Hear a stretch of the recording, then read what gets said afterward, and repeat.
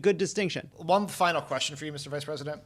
This interview is going to come out tomorrow, which is early vote day. And so I'm going to ask you a two-part question, which is what I think President Obama used to call pulling a Chuck Todd.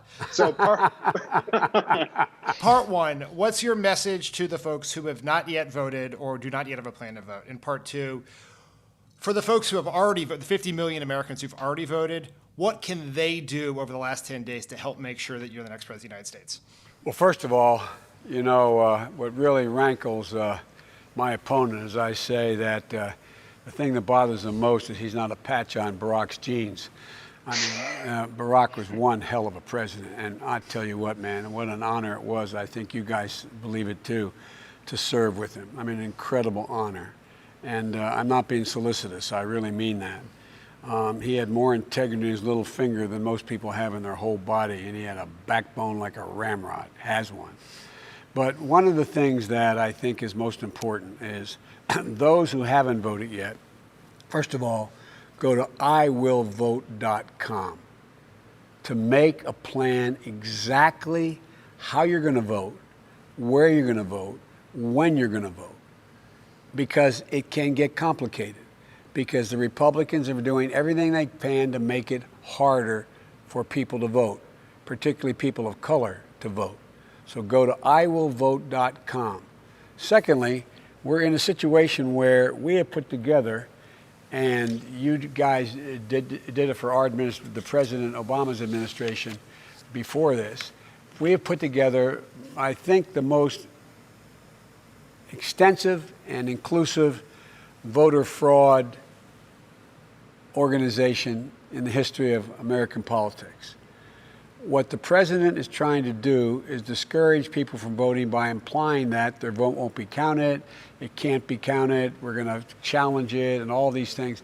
If enough people vote, it's going to overwhelm the system. You see what's happening now. You guys know it as well as I do. You see the long, long lines in early voting. You see the millions of people have already cast a ballot. And so don't be intimidated. If in fact you have any problem, go to, and I don't have the number, but it's 833-DEM-VOTE, the letters DEMVOTE. Call that number. We have over 1,000 lawyers, over 1,000 of them will answer the phone if you think there's any challenge to your voting. Go to 833-DEM-VOTE. Dial those letters on your phone. That will get you the assistance that we have already put in place. Thirdly, for those who've already voted, it's not enough, with God love you, it's not enough that you voted. You got to go out and get your friends. You got to go out and get your family. You got to go out and get people. There's so many people, like the old days when it used to be a lot easier. There's so many people when were able to knock on doors and know Mrs. Smith didn't have a vehicle, that you drive her to the poll, or you make sure that you get your friends, your family.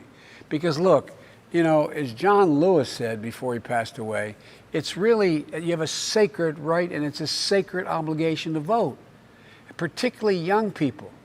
You're the ones who, if 18 to 25 years old vote in the same percentage that the rest of the population voted in 2016, you know what would happen?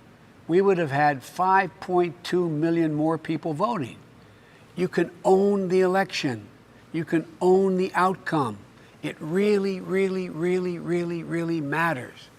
And make the case to your friends. Make your case to your friends that they can't complain if they don't vote. And it's going to be counted. It's going to be counted. And because I think the American people are going to show up, Dan, in such large numbers, there's going to be no way to avoid the outcome. And look what he's done from the beginning. Done everything to try to discourage you, saying he's not sure he'll accept the results. He's not sure what he'll do. I guarantee you he'll accept the results, and he'll be out in, there's no one going to stick with him. He's the only president I know that 6 of his generals who've worked directly for him said he's unfit to be president, commander-in-chief. So I'm not worried about any coup here. I'm not that he's saying there's going to be a coup. But look, think about everything that's been said. When I said about 3 months ago, I think he's going to suggest he may not step down, he may not accept the outcome of the vote, people said, oh, there goes Biden. What did he do? 2 weeks later. It's all designed to try to keep people from voting. So those who have voted, you know how long it took you, how you did it, what you did. Go to, particularly if you have, grandparents or older folks in your neighborhood who you know, and they have an absentee ballot. Show them it matters how they fill it out. It's complicated, some of it. They haven't made it easier for people in many states. And by the way, that's why we challenged it may not hold up in Pennsylvania if the Supreme Court were to change it, but now they've allowed the counting, if it's postmarked, it can be counted for all the way for the next several days, which it should be. Well, you have in Texas the governor having these drop boxes, one in a county. Some of the counties are as big as my state almost, literally. And the idea there's one drop box? And so we're going to have enough people out there policing it, watching it, making sure. Do not be intimidated, but go out and help those who you know are going to have physical difficulty getting to a polling place or may need help on how to get done what they need to get done to vote. iwillvote.com will tell you exactly where you can vote, where you live, what circumstances are available to you, and vote early. Vote early. But by the way, I particularly, one of the things we did, your guys' generation has stepped up. One of the things you may recall that I started arguing for is the need for significantly more young poll workers. Well, thousands of you have showed up. Thousands of you have showed up. Because of COVID, older people who traditionally are the poll watchers and make sure everything's squared away, they're afraid to show up because they're dying. Or they're getting COVID, many of them. They're worried about it. They're seeing what's happening to their friends. And so what's happening is this election is a generational election. This is this generation's opportunity, not a joke, to take back our democracy. It literally, my word as a Biden is at stake. Our democracy is at stake. And I have to admit to you, I always heard that. I was a history and political science major in college. I've been involved in public life my whole adult life. But I never really believed it, that it was really, every generation has to earn it. Well, guess what? It's in jeopardy, man. It's in jeopardy. Do not be intimidated. Do not be intimidated. And whether you vote for me or against me, vote, vote, vote. There's not a single thing we can't do when the American people stand together. And that's not hyperbole, I mean it. There's nothing beyond our capability.